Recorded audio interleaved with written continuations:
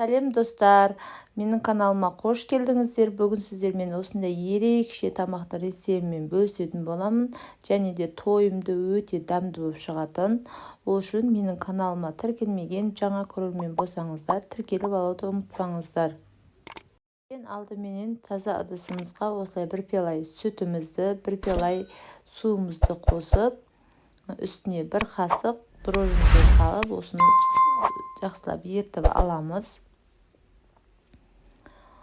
Үстіне бір қасық тұзымызды салып, міндетті түрде жылы болу керек. Өздеріңіз көріп тұрғандай, қамырымыз жұмсақ болу үшін бір қасықтай сұйық май қостым. Енді осыны жақсылап араластырамыз. Тұзымыз, дрожжымыз ерігенше осылай жақсылап араластырып, осыған ұнымызды аздан салып, қамыр илейтін боламыз. Ұнымыз алдын ала еленген таза ұн. Енді осыны аздан сала отырып, қамыр илейтін боламын. Жұмсақ емес, қатты емес, орташа тығыздықта.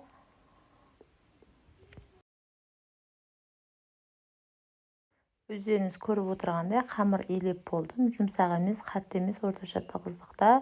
Енді осының бетін жауып, 1 сағат, 1,5 сағатқа қойып қоямын. Қамыр ашығанша салмасына етімді ұсақтап турап алдым. Пияз, сәбіз, тәтті бұрышты турап алдым. Енді қызып тұрған қазанымызға осылай пиязымызды салып, жақсылап қуырып алатын боламыз. Пиязды міндетті түрде қызыл қылып қуырыңыздар, сонда тамақтарыңыз өте дәмді болып шығады.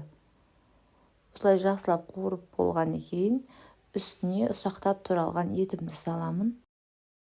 Қандай ет болса да маңызды емес, қоса берсеңіздер болады. Осыны жақсылап араластырып қуыратын боламыз қызыл қылып.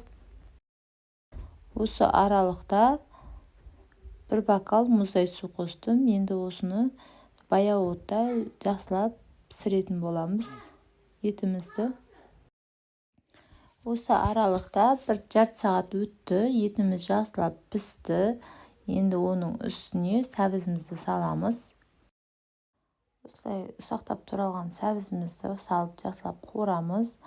Сәл қуырып болғаннан кейін қыста жапқан банкімнен ашып, осылай 2 қасық салдым. Енді сіздер томат пастасымен алмастырсаңыздар болады. Осыны жақсылап қуырамыз. Бетін жауып 10 минуттай қуырамыз. Өте дәмді болып шығады. Үйде міндетті түрде жасап көріңіздер. Осы аралықта менің сәбізім жақсылап қуырылды. Енді оның үстіне жағы ұсақтап туралған картошкам, паприка и болгар бұрышын салатын боламын. Енді сіздердің өз қалауларыңызша әртүрлі дәмдеуіштер қоссаңыздар болады. Мен үйде бар затымды қосып, осылай жасап жатырмын. Осылай бетін жауып, бұқтырып қоямыз баяу отта. Осы аралықта менің қамырым ашып, әдемі болып тұр екен. Осындай қасиетті Рамазан айында күнде осындай әртүрлі тамақтардың рецептін салып отыратын боламын. Сол үшін жаңадан көріп отырғанды көрермен болсаңыздар, тіркеліп алуды ұмытпаңыздар. Жуала жасаған қамырларымызды осылай жұқа емес, қалың емес қылып, осылай орташа қамыр жайып аламыз. Жайып болған қамырымызды осылай ортасынан кесіп,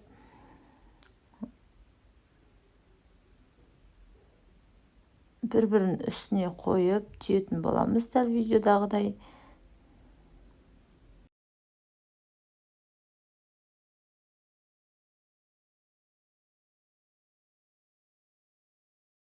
Осы аралықта мен шпажканы қолдандым. Өздеріңіз көріп тұрғандай, осылай басып, осылай түйетін боламыз. Өздеріңіз көріп тұрғандай, өте дәмді тамақ. Осылай бір рет болсын жасап көріңіздер, өте дәмді тамақ. Одан кейін өздеріңіз қайта-қайта жасайтын боласыздар. Осылай қайтадан түйу барысын екінші мәрте көрсетіп жіберейін. Осылай кесіп, оңай түйу барысы да. Қамырымыз ашыған екен көтеріліп, әдемі болып пісетін болады. арасы піспей қалады деп қорықпаңыздар. Өйткені буға піскеннен кейін ашқан қамыр әдемі болып көтеріліп, арасы да жақсы пісетін болады. Осылай бір-бірінің үстіне қойып, шпажка пайдаландым.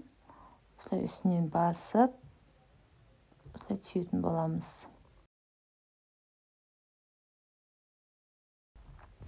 Осылай түйіп болған қамырларымызды мантаваркаға бәрін өйстіп орналастыратын боламыз. Орналастырып болғаннан кейін сұйық май жағамыз қамырдың бетіне. Өйткені қамырымыз жұмсақ, әдемі болып пісу үшін. Осылай өздеріңіз көріп тұрғандай 30 минуттан өтті. Қамырымыз әдемі болып пісті. Подливіміз де осылай дайын болды. Енді барлығын тәрелкемізге салатын боламыз. Өздеріңіз көріп тұрғандай тамағымыз дайын болды. Өте керемет болып шықты. Міндетті түрде жасап көріңіздер. Видео ұнаса лайк басып, комментария жазып, тіркелмеген жаңа көрермен болсаңыздар, тіркеліп алуды ұмытпаңыздар. Қош сау болыңыздар.